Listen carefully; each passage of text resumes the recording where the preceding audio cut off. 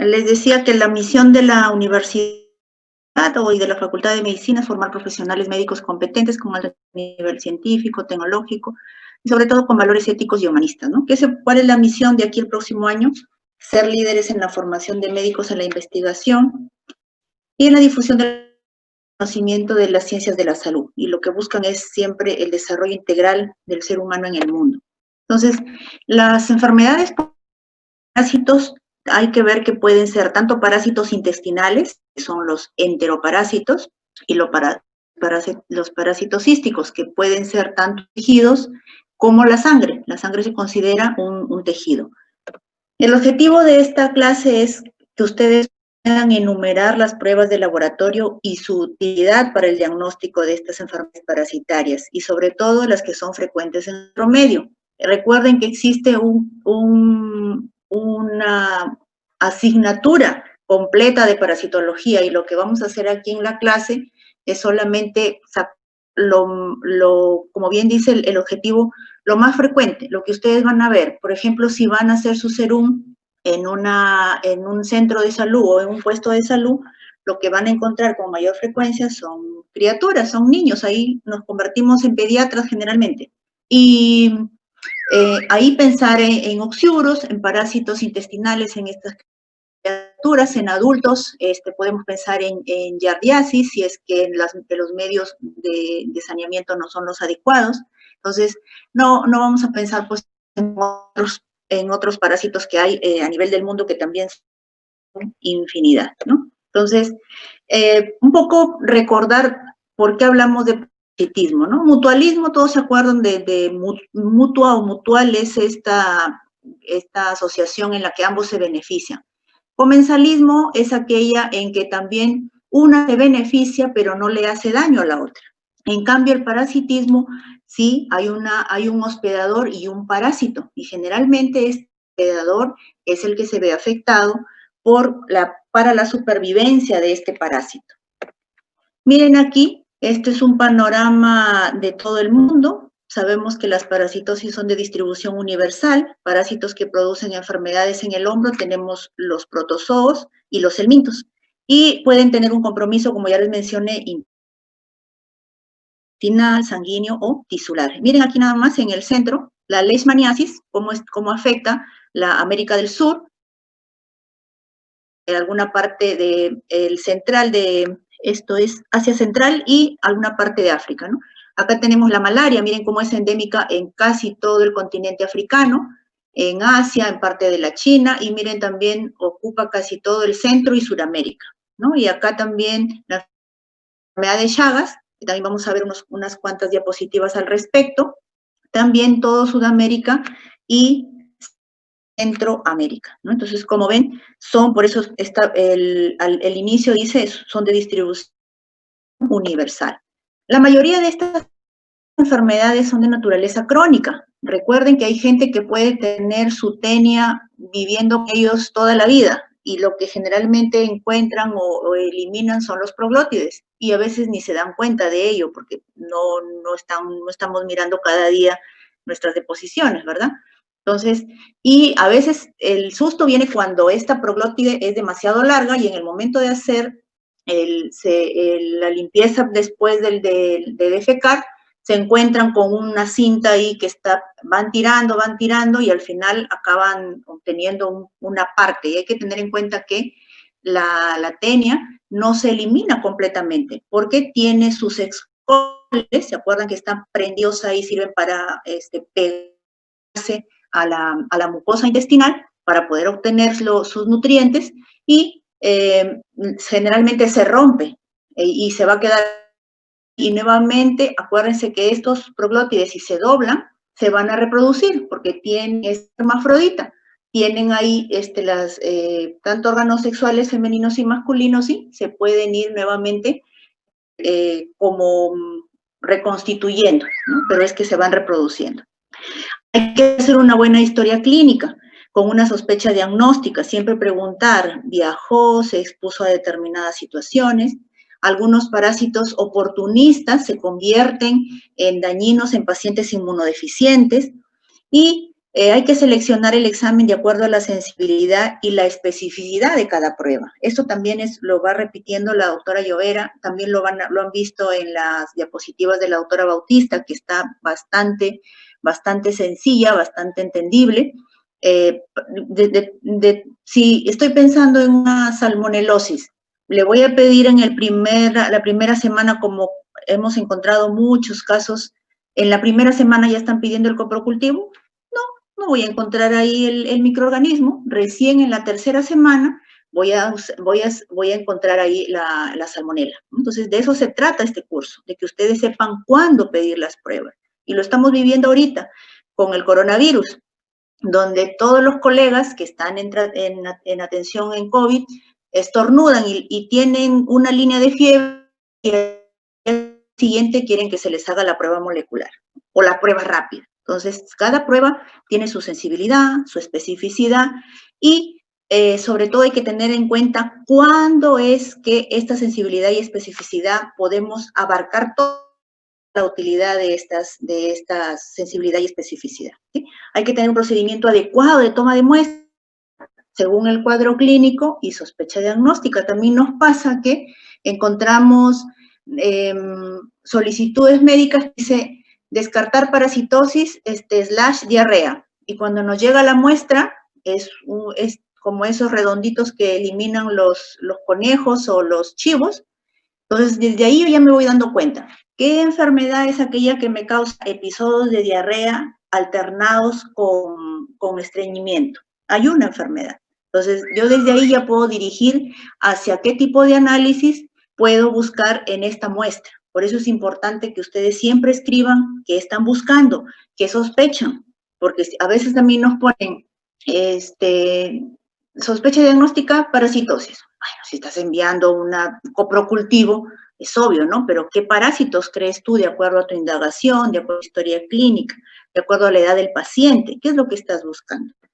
Y miren, los métodos de laboratorio son bastante sencillos en esta parasitosis. Ustedes pueden hacer unos diagnósticos muy buenos estando con su frasquito de Lugol, con su suero fisiológico que hay en todas las postas y su microscopio. Tranquilamente ustedes pueden hacer muchos diagnósticos con solamente estos 3 elementos.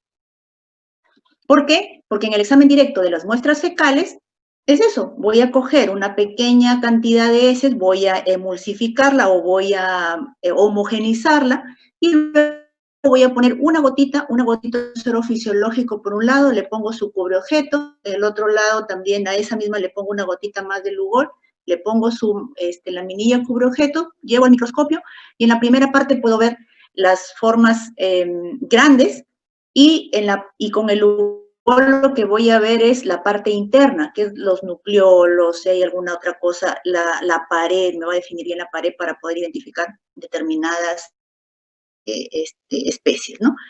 En el frotis sanguíneo, también solo necesitan su lámina portaobjetos, una lanceta para tomar una muestra, poner una gotita, dejar que se seque, hay que hacer la tinción, porque también a veces creen que directamente hay que hacer una tinción, si es que estoy sospechando, por ejemplo, en una valaria, y la llevo al microscopio y ahí voy a poder observar el plasmodio, ¿cierto? Entonces, estos son cosas sencillas que pueden tener y podemos utilizar. Examen de secreciones corporales. Bueno, ya esto ya necesita un poco más de expertise. En caso de secreciones urogenitales, ni tanto. Podemos buscar la tricomona vaginal y si está por ahí la vemos, incluso en orina hemos encontrado tricomonas. En esputos, si pensamos en un paragonismus. En aspirados, en el caso de fasciolasis. Pero esto ya es un poco más, ya se necesita otra infraestructura, ¿no? Ya hospital, tipo 1, tipo 2. Y en caso de biopsias también, en el caso de que sospechemos de leishmaniasis o leishmaniosis.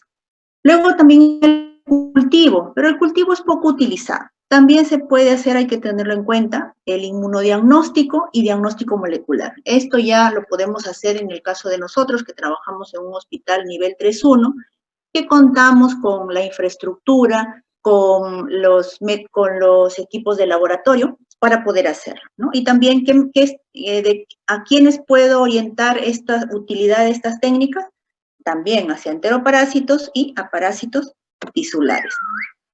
Rapidito nada más, recordamos algo de protozoos, entomebistolítica, en los ciliados, Balantidium coli, de los flagelados que van a ver si se van a hacer su serum por Cañaris, Salas, Leishmaniasis, Trypanosoma cruzi, había incluso hace años se encontró por aquí cerca, en la ribera del río Reque, Trichomonas vaginalis, que ya mencionamos, Giardia lamblia, esta es la enfermedad que les decía que cursa con periodos de diarrea y estreñimiento. Esporozoos, tenemos Plasmodium, también muy frecuente si hacen su serum por aquí, en Piura, en Tumbes, en las zonas de Jaén, y Toxoplasma gondii, que es esta parasitosis también común, ¿no? Y el Cryptosporidium, que también es un parásito, y se ha visto que empezó a causar daño en los pacientes inmunocomprometidos. ¿Se acuerdan de esto que mencioné, parásitos oportunistas? Pues este fue uno de ellos, que en los inmunodeprimidos, cuando apareció la epidemia, la enfermedad del VIH, pues lo encontramos. También en que otros pacientes inmunodeprimidos con de mejoras en medicina, los trasplantes, son pacientes inmunodeprimidos, ¿no? Con el uso de corticoides en determinadas enfermedades autoinmunes, como han hecho la primera clase con el doctor Farías, también estas personas se convierten en inmunodeprimidas y presas fáciles de estos protozoos. De este cuadro, recuerden, miren, todas estas amebas las vamos a encontrar en heces, pero se tienen que acordar es entomobistolítica. ¿Por qué? Porque sí demuestra cierta patogenicidad en el ser humano. ¿Y qué es lo que ustedes van a ver? Van a identificar los trofozoitos y los quistes. Ustedes, digo, si es que les interesa, prestan un poco más de atención, se consiguen un atlas y están aburridos en su posta, pues lo pueden hacer, ¿ya? En caso de flagelados, a la cabeza Giardia lamblia. ¿Sí? La giardiosis es muy frecuente.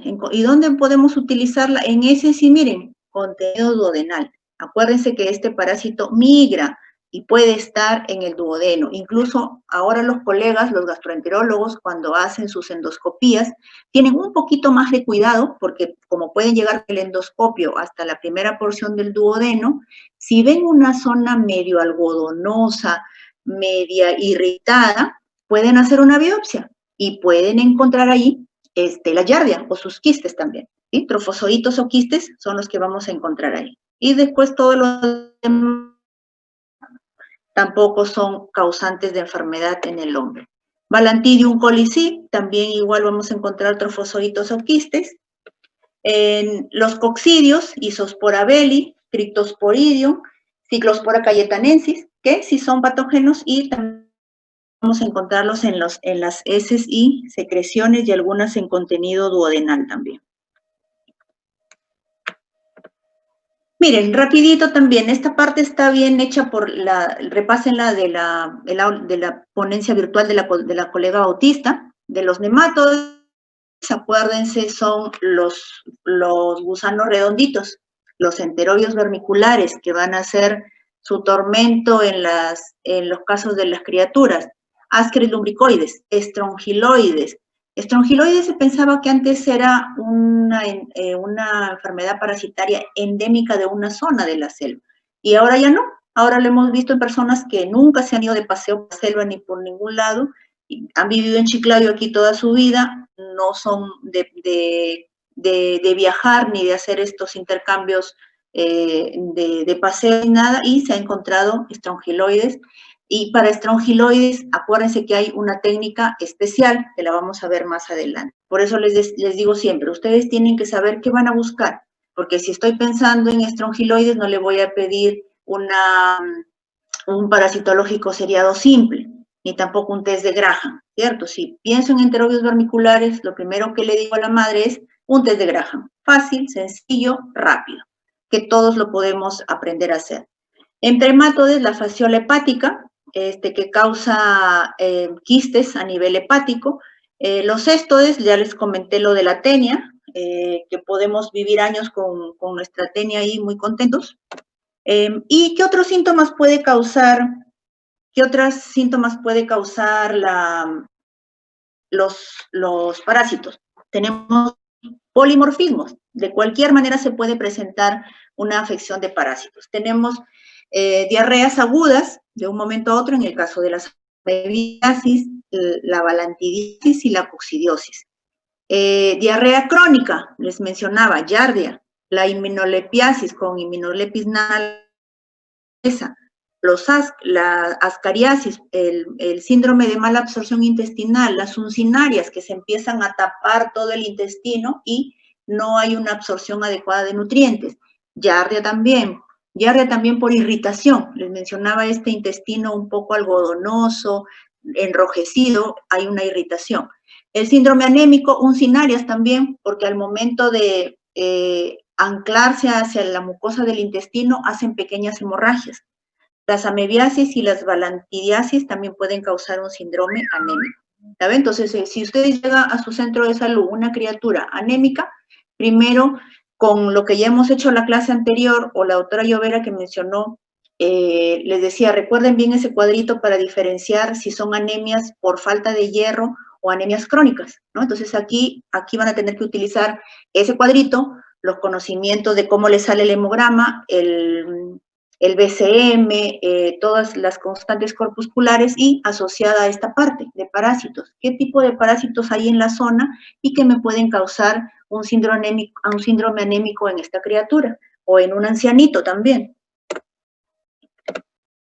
Los enteroparásitos también me pueden causar otros síntomas extraintestinales, por ejemplo, el síndrome respiratorio causado por el ciclo de los que hacen estos parásitos. Miren, llegan a salir del intestino y pueden llegar hacia la parte del pulmón y pueden ocasionar accesos de tos. Y cuando se hace un buen estudio, un buen examen, vamos a encontrar que estos parásitos pueden ocasionar estas alteraciones. ¿Como quiénes? Ascaris lumbricoides, Strongyloides stercolaris y las uncinarias. ¿Qué otra cosa me puede dar? Por ejemplo, los oxiuros, cuadros alérgicos, ¿no? Prurito nasal, prurito anal, anorexia, si ven una criatura que no quiere comer, la madre dice que anda siempre con el dedito en la nariz y sobre todo si está irritable. Uy, doctora, estos últimos meses no duerme bien, se levanta lloroso, no quiere comer, lo veo que siempre anda con el dedito en la nariz, entonces ustedes ya van haciendo su síndrome a conjunto de signos y síntomas y facilito. Le dicen, haga su test de Graham, le explican bonito cómo obtenerlo y ya tienen el diagnóstico y pueden ayudar a esta familia y sobre todo a la criatura. Miren, acá hay una forma de cómo podemos estudiar a estas parásitos, ¿no? En forma de trofozoito o en forma de quiste. Generalmente cuando hablamos de quiste es generalmente redondito y hay presencia de núcleos, ¿sí? Más de un núcleo. Y aquí tienen un ejemplo, la entomeba histolítica. Miren, aquí está con esta coloración del lugol, lo que les mencionaba, fácil, ¿no? Llevan su lugola a su posta y con una gotita, miren, pueden diferenciar los dos núcleos, acá tiene 4 núcleos, y tienen su entomeba histolítica. Un trofozoito de la entomeba, con coloración del lugol también, miren cómo ya se va cambiando, se va alargando un poco la estructura, y también esto es un trofozoito, pero con una coloración tricrómica, ¿no? Esto ya se hace en otro nivel, ¿no? En otro laboratorio, un laboratorio más con mayor resolución. Y la que siempre ya conocen desde parásito, la giardia, ¿no? Que algunos dicen que parece una brujita, una viejita, qué sé yo. Entonces aquí está la forma de trofozoito, que se ve con sus ojitos que los está mirando, y la forma de quiste, donde podemos ver esta presencia de núcleos y su pared, la pared clara del quiste, ¿no? Es pequeñita, de 12 a 15 micras, y tiene sus flagelos, ¿sí? Tiene sus flagelos. ¿Y por qué produce anemia? Miren, tiene un disco succionador, ¿sí? Entonces es donde logra anclarse y por ahí absorbe los nutrientes que hay de beneficio. Miren qué bonito, este quiste de Giardia lamblia. Miren cómo está ahí con lugol, miren qué bonito. Y estos parecen de ascaris, por el opérculo que se ve acá y esta abertura, pareciera que fueran también de oxiuros vermiculares.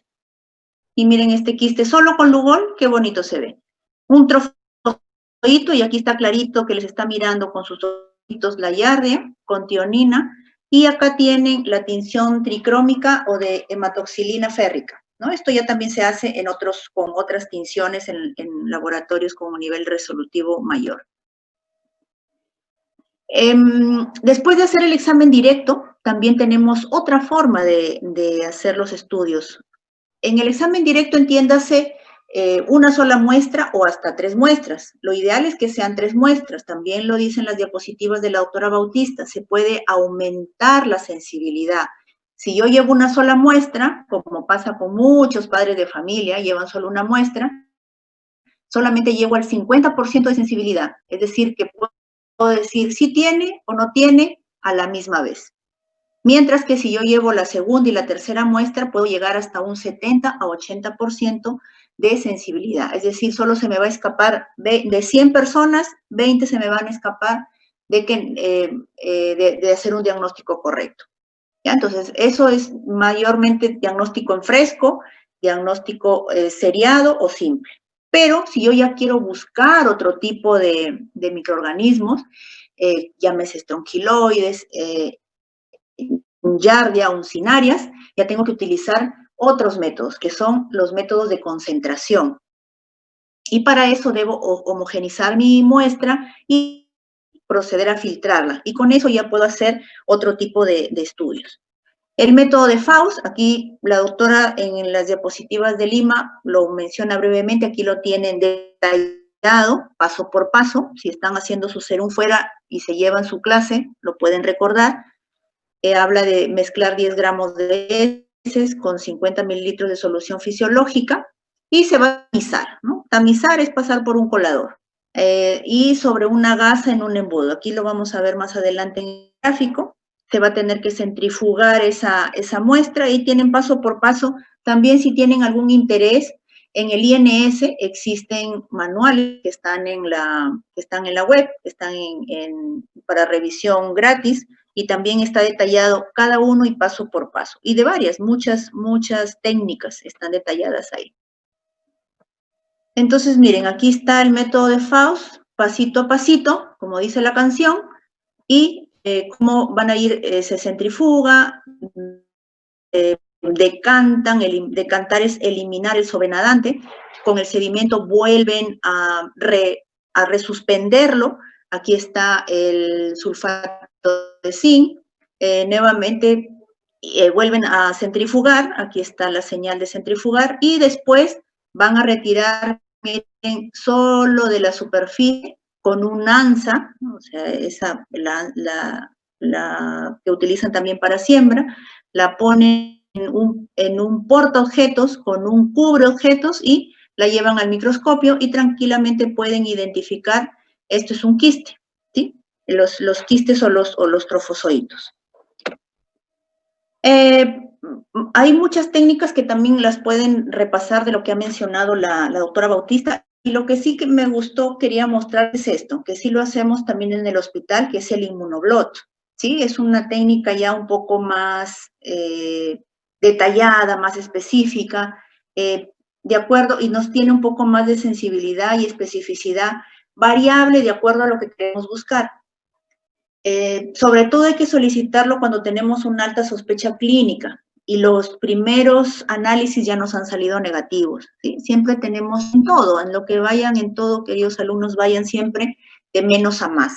Si tiene una persona un tos, le examino y me escucho crépitos, no le voy a pedir una tomografía, ¿no? Entonces tengo que pedir una radiografía.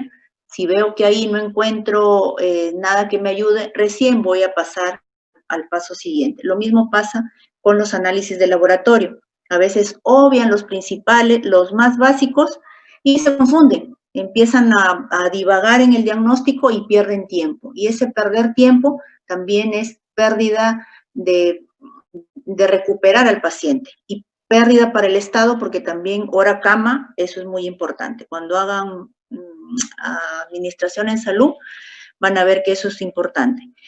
¿En qué lo podemos utilizar? En las amebiasis, en el Cryptosporidium y en Giardiasis, ¿no? Miren, esto es muy parecido a lo que utilizan en el VIH, que también van a hacer la próxima clase, donde comparan.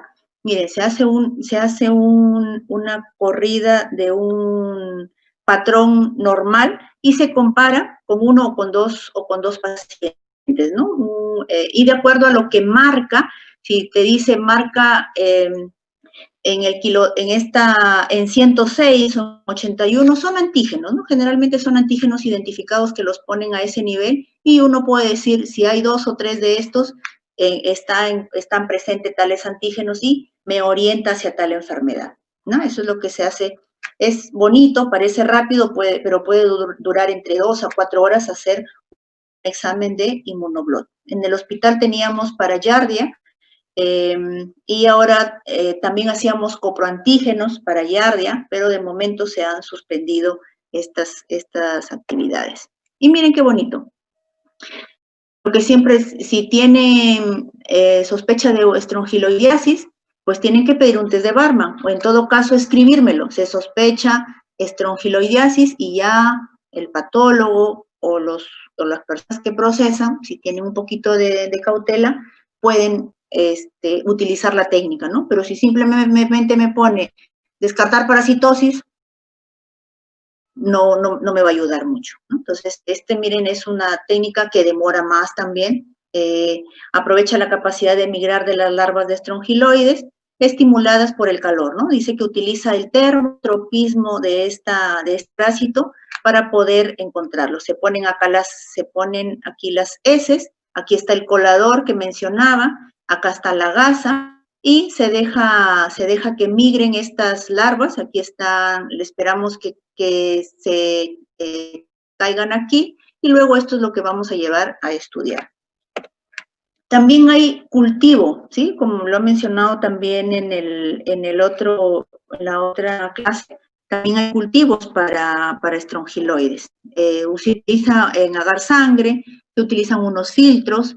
Es generalmente cuando queremos o estamos buscando alguna cosa muy especial, los podemos utilizar. No se usan de rutina, ¿sí? No les vamos a hacer todas las criaturas, por ejemplo, o todas las personas que tienen diarrea, estreñimiento, lo primero que voy a hacer es Yardia. No me voy a ir hacia estrongiloides, salvo que el médico ya conozca la historia del paciente, que viene de otro centro, que se le ha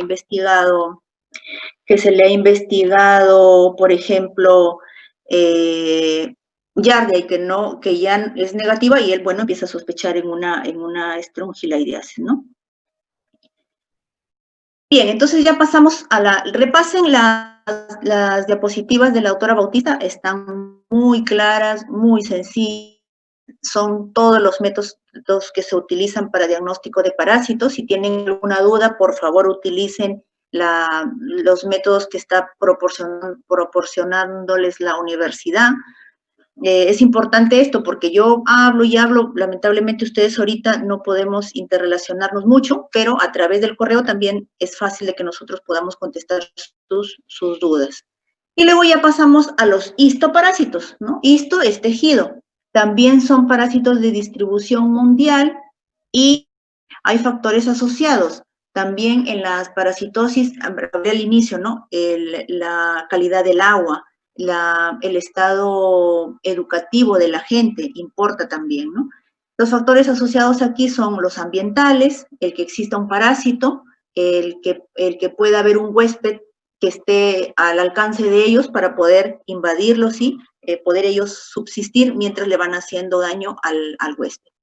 Acá tenemos en la primera diapositiva personas que trabajan en estas zonas. Miren, esto es un charco ahí de agua.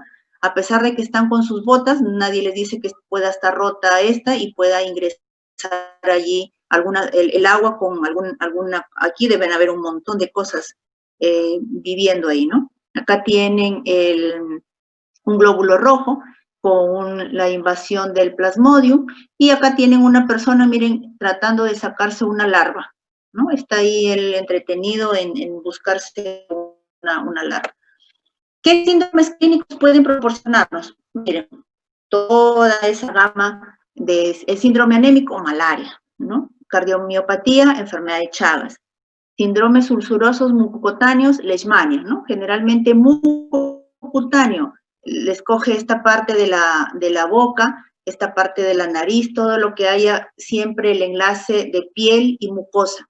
Hemos visto personas perder parte de la nariz por una leishmania, ¿sí? Esto es frecuente en algunas zonas donde no hay unos sanitarios comprometidos que puedan hacer el diagnóstico de esta enfermedad. El síndrome mononucleósico en el caso de la toxoplasmosis. La meningoencefalitis por amebas de vida libres. Un tiempo estuvieron con la bendita ameba come cerebro. Es esta amebiasis, ¿no? Que causa meningoencefalitis. El síndrome respiratorio, ya les expliqué un poco. La hidatidosis pulmonar, el paragonimiasis. Síndromes ictéricos, fasciola hepática. ¿Por qué? Porque se meten los conductos este parásito y los obstruye y la persona hace una ictericia. Síndrome neurológico, personas que pueden llegar a convulsionar por el caso de los cisticercos. Y un síndrome dérmico, que es la larva migrans visceral, ¿no? También vamos a ver ahí otro ejemplo con la toxocara. Y para los parásitos tisulares, en el caso de la malaria, podemos hacer uso del frotis sanguíneo. En el caso de secreciones, podemos utilizar las urogenitales, esputos, aspirados, y otros, pero para hacer estos ya se necesitan unos procedimientos invasivos. Y esto sí, repásenlo, porque van a venir algunas preguntas, porque estamos en una zona endémica, y recibimos gente de Jaén, de Piura, de Tumbes, y en algunas veces hemos encontrado esta parasitosis, ¿no? La malaria. Y el parásito que está aquí dentro de los glóbulos rojos es el plasmodium. Mientras que este es más fácil de acordarse, la tripanosomiasis, porque el que produce esto es el tripanosoma. Pero el vector, ¿quién es? Hay un vector, es el triatómino, ¿cierto? Ese es el que absorbe la sangre de una persona infectada, en su intestino se reproduce y durante las heces las elimina. Mientras pica, va haciendo sus deposiciones, el mano se rasca y por ahí ingresa el tripanosoma. El ciclo biológico del plasmodium, acuérdense que hay un ciclo sexual, esporogónico, que dura entre 14 y 20 días, un ciclo exoeritrocítico, que se inicia en los hepatocitos, que dura más o menos 12 días, por eso habla de enfermedades crónicas. Miren cuántos días ya van, casi un mes. Y un ciclo eritrocítico, donde vamos a encontrar los merozoitos que se liberan del hígado e invaden los glóbulos rojos. Y aquí es donde básicamente cuando se invaden los glóbulos rojos y se rompen, es donde empieza la persona a hacer el escalofrío, la fiebre y a desarrollar clínicamente la enfermedad. Aquí lo tienen en gráfico, el ciclo del plasmodium. Y es facilito para hacer el diagnóstico. Muy importante la clínica. Por favor, alumnos, siempre es importante la clínica, ¿sí? Y luego el laboratorio nos sirve de ayuda al diagnóstico. No piensen que porque van a pedir hemograma, glucosa, urea-creatinina, perfil hepático, perfil lipídico, parasitosis, todos los cultivos, el del laboratorio le van a decir, su paciente tiene 2 puntos, tal enfermedad. No, así no funciona. ¿Ya? Entonces, siempre es importante hacer el diagnóstico clínico y ya el diagnóstico laboratorial es cuando ustedes van a decidir qué pruebas hacer. También tienen que saber ustedes, alumnos, qué pruebas van a pedir. Y nos hemos encontrado también con muchos alumnos o ya profesionales internos residentes en donde saben qué enfermedad es y están llamando. Para hacer esto, ¿qué prueba pido? Bueno, en buena hora, mejor que llamen antes que pidan cosas que después nos van a llamar la atención, ¿no? Alguna vez he visto una solicitud de laboratorio que decía diagnóstico dengue, se solicita gota gruesa, ¿no? Entonces, por eso les digo, si ustedes no saben qué prueba van a pedir con determinada enfermedad, mal estamos.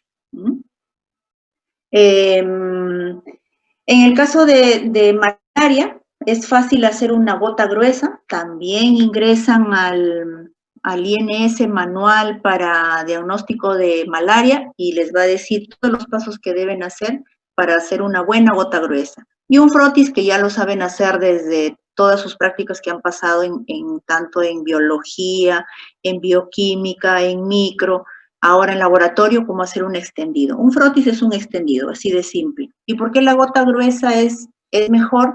Porque va a concentrar un poco más de sangre y nos va a permitir observar mejor los parásitos. También lo ha dicho la doctora Bautista en su clase.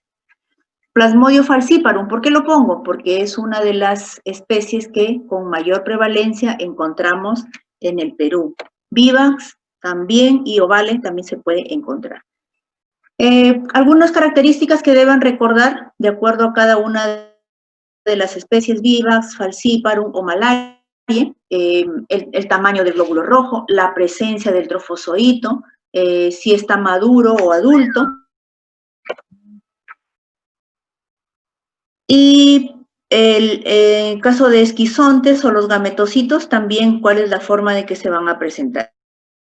Léanlo brevemente, no quiero que se lo aprendan porque no es importante para ustedes, pero porque no van a un diagnóstico preciso, pero con que ustedes vean una forma que les llame la atención en una gota gruesa, ya pueden hacer una referencia o enviar nada más esa lámina para que un centro de mayor resolución, mayor resolutivo que el de ustedes, les pueda ayudar con el diagnóstico.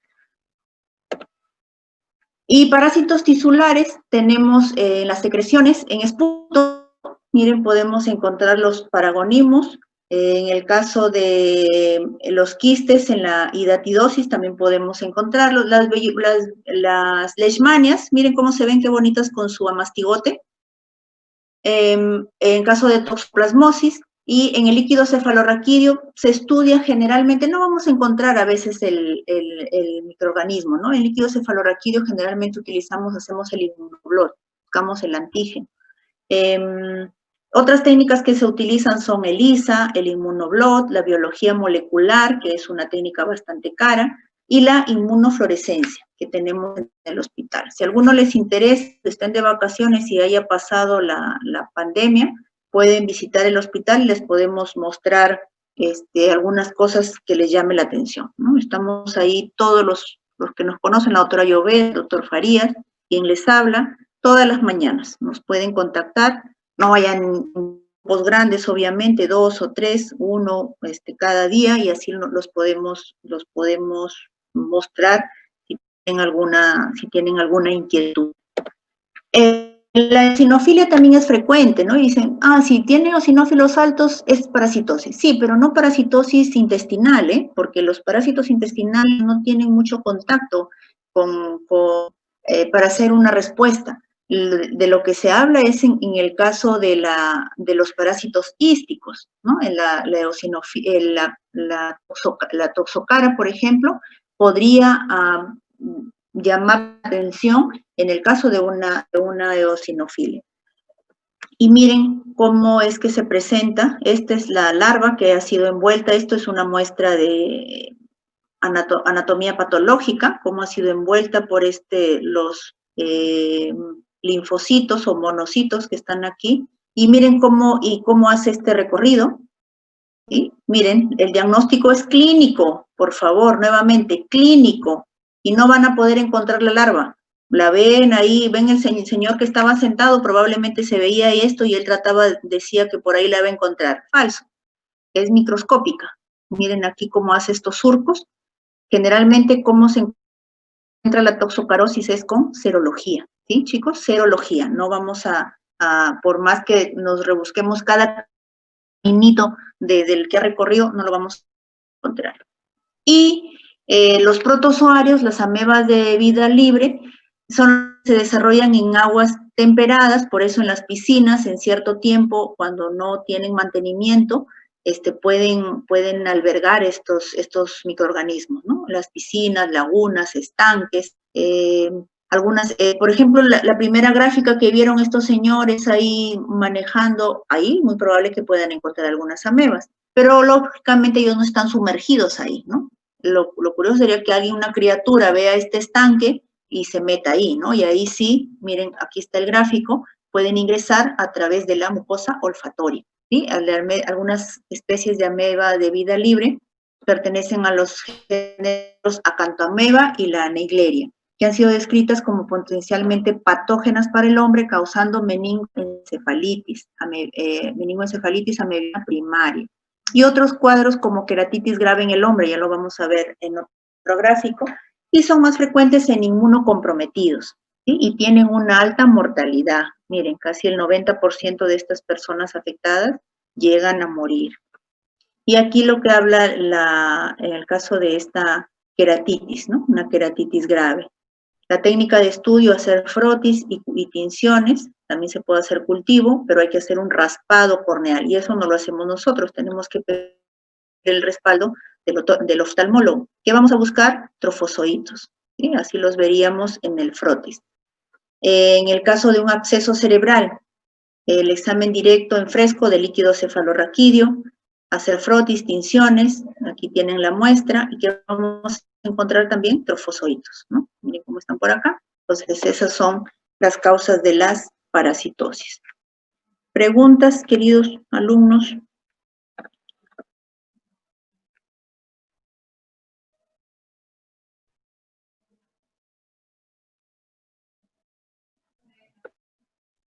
Si no tienen preguntas, me las hacen por el correo y les dejo unos minutitos hasta que ingrese el doctor Johan para que se puedan estirar porque ya llevan aquí 3 horas